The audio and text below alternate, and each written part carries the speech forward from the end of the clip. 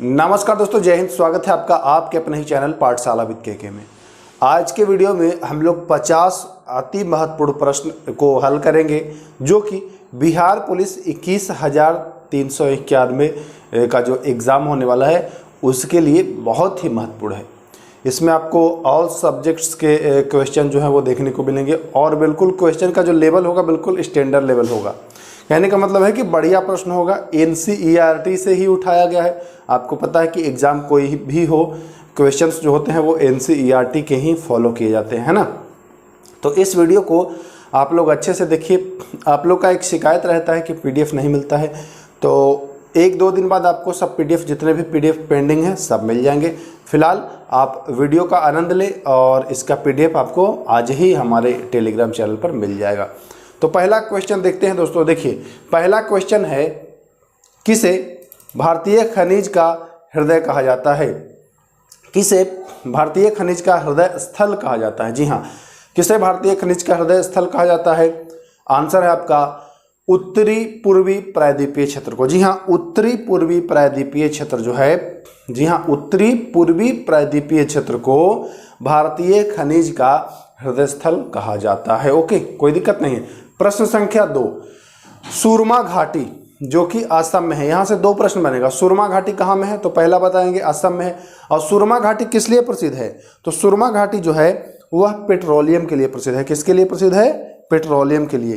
तो यही पूछा गया है कि सुरमा घाटी का संबंध है तो पेट्रोलियम से है। अब अगर पूछ दे कि सुरमा घाटी कहाँ में है तो बताएंगे असम में। तीसरा प्रश्न, भारत के पहले तेल कुएं की खुदाई, भारत के पहले तेल कुएं की खुदाई कहाँ और कब हुई थी? भारत के पहले तेल कुएं की जो खुदाई है वह 1867 में असम के माकान नामक स्थान पर हुई थी। जी हाँ, ध्यान सुनिएगा, भारत के प्रथम तेल कुएं की खुदाई जो है वह कहाँ में हुई है? असम में। कहाँ में? असम में। जी हाँ। और अगर पूछे कि असम के कहाँ में, तो असम के माकान नामक स्थान पर हुआ है। यह भी ध्यान दीजिएगा। अब बात हो गई भारत की।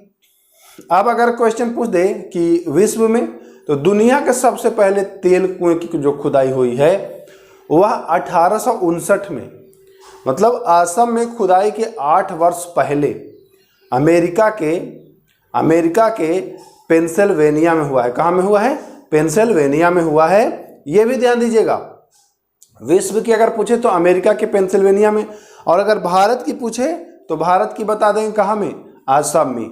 विश्व वाला जो है 1859 में हुआ है और असम वाला जो है उसके 8 साल बाद यानी 1867 में हुआ है। प्रश्न संख्या 5 की ओर चलते हैं। भारत में लिग्नाइट क्या है? तो लिग्नाइट कोयला है। जी हाँ, लिग्नाइट कोयला है। तो लिग्नाइट का जो सर्वाधिक भंडार है वह कहाँ में है?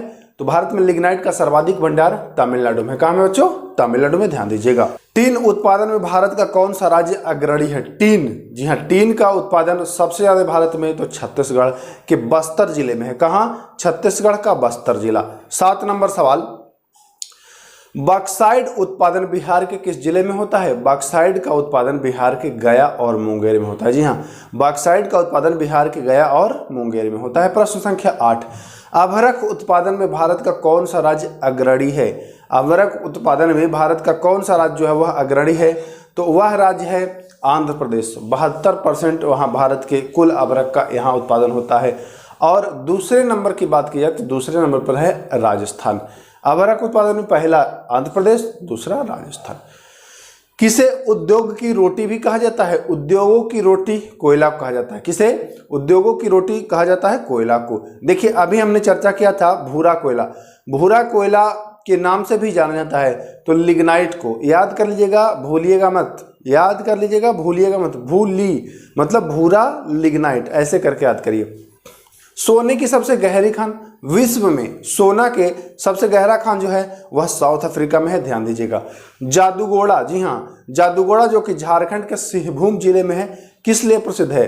तो आपको पता है जादूगोड़ा यूरेनियम के लिए प्रसिद्ध है। ये भी ध्यान देना है। 13 नंबर सवाल, विश्व का सबसे बड़ा थोरियम उत्पादक देश।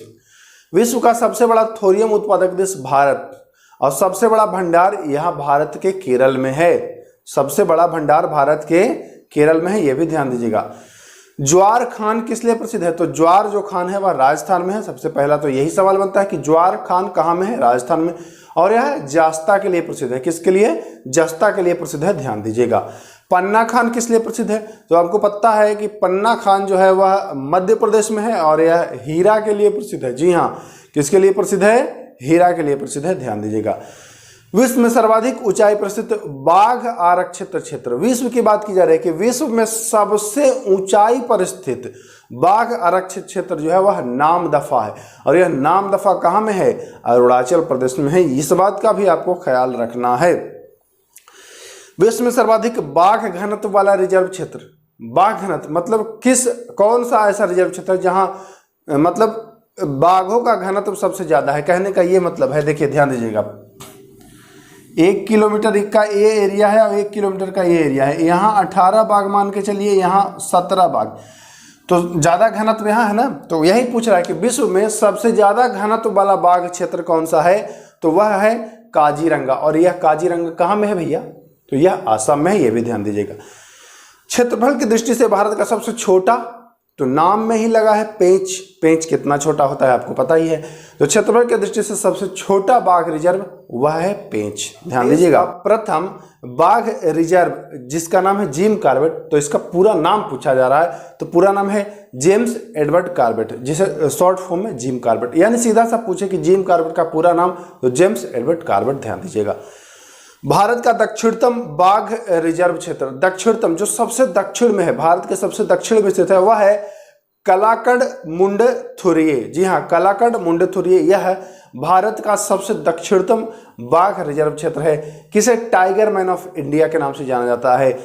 कैलाश श्रृंखला को टाइगर मैन ऑफ इंडिया के नाम से जाना जाता है, ध्यान दीजिएगा। प्रश्न संख्या 23, भारतीय बाघ संरक्षण अधिकरण कहां से स्टार्ट हुआ? भारतीय बाघ संरक्षण अधिनियम जो है, अधिकरण जो है, वह कहां से स्टार्ट हुआ? तो यह उत्तराखंड के जिम कॉर्बेट नेशनल पार्क से वर्ष 1973 में स्टार्ट हुआ है, यह भी ध्यान दीजिएगा। 24 नंबर, एक्शन टाइगर्स योजना की शुरुआत कहां से हुई है? एक्शन टाइगर्स योजना की जो शुरुआत हुई है वह सरिस्का अभ्यारण्य राजस्थान से हुई है। कहां से हुई है? सरिस्का अभ्यारण्य राजस्थान से हुई है, ध्यान दीजिएगा। 25 नंबर, भारत में पहली बार बाघ की गणना कब की गई थी? भारत में बाघों की गिनती सबसे पहली बार कब किया गया है? तो यह वर्ष 1972 में सबसे पहली बार किया गया है भारत में बाघों की गणना, यह भी ध्यान दीजिएगा। 26 नंबर, भारत के किस राज्य को टाइगर स्टेट के भी नाम से जाना जाता है? तो सबसे इजी सवाल है, मध्य प्रदेश को टाइगर स्टेट के भी नाम से जाना जाता है, ध्यान दीजिएगा। मोगली महोत्सव, मोगली महोत्सव का संबंध है, तो मोगली महोत्सव मध्य प्रदेश के राष्ट्रीय उद्यान में हर वर्ष नवंबर माह में मनाया जाता है। जी हाँ, मोगली महोत्सव मध्य प्रदेश के टाइगर उद्यानों में नवंबर माह में मनाया जाने वाला महोत्सव है। साइंस के अब कुछ क्वेश्चन हैं जिनको हम लोग देखेंगे। जीवाणुओं की कोशिका भित्ति बनी होती है, ग्लाइकेन की बनी होती है। जी हाँ, पेप्टाइडो ग्लाइकेन की बनी होती है, यह भी ध्यान देना है आपको। मनुष्य की आंत में कौन सा जीवाणु पाया जाता है? तो मनुष्य की आंत में जो जीवाणु होता है उसका नाम है ई कोलाई जीवाणु। जी हाँ, ई कोलाई जीवाणु होता है। किसी माध्यम में सभी सूक्ष्म जीवों को नष्ट करना कहलाता है? किसी माध्यम में सभी सूक्ष्म जीवों को नष्ट करना क्या कहलाता है भैया? तो स्टेरिलाइजेशन क्या कहलाता है? स्टेरिलाइजेशन कहलाता है, ध्यान दीजिएगा। किसी माध्यम में सभी सूक्ष्म जीवों को नष्ट करना स्टेरिलाइजेशन कहलाता है। दूध का खट्टा होना, आपको पता है कि दूध से दही परिवर्तित होता है लैक्टोबैसिलस जीवाणु के कारण, तो दूध को खट्टा होना यह जीवाणु के कारण होता है। 32 नंबर, वे सूक्ष्म जीव जो सड़े गले पदार्थ को सरल पदार्थ में बदल देते हैं अपघटक कहलाते हैं। वे सूक्ष्म जीव जो सड़े गले पदार्थ को सरल पदार्थ में बदल देते हैं क्या कहलाते हैं? अपघटक कहलाते हैं। पोषकों का वायुमंडल में जिन कुछ सूक्ष्म जीवों की सहायता से पुनः चक्रण होता है उसे क्या कहते हैं? पोषकों का वायुमंडल में जिन, मतलब कहने का ये मतलब है कि पोषक जो होते हैं उनका वायुमंडल में जिन सूक्ष्म जीवों की सहायता से पुनः चक्रण होता है उसे कहते हैं अपघटक, ध्यान देना है।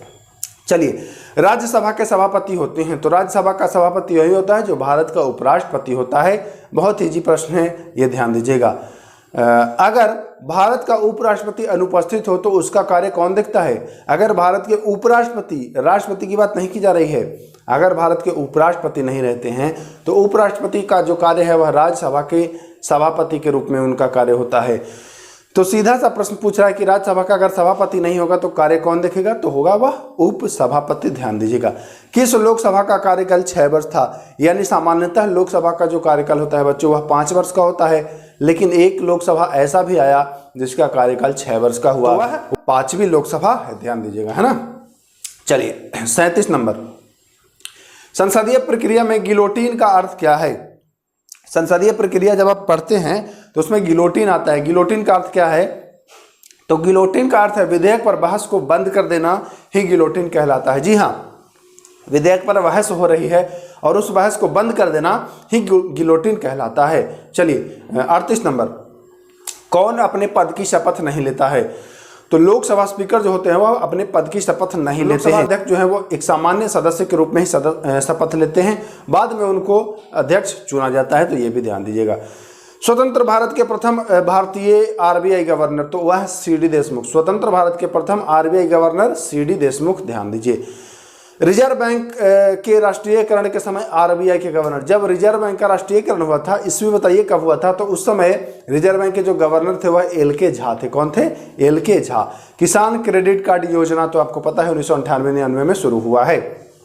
नाबार्ड की स्थापना कब हुई है, बढ़िया प्रश्न है। तो 1982 में शिवरमन सिंह समिति की संस्तुति पर। 2 प्रश्न बनेगा, नाबार्ड की स्थापना किसकी संस्तुति पर, तो शिवरमन सिंह की संस्तुति पर, और कब, तो 1982 में।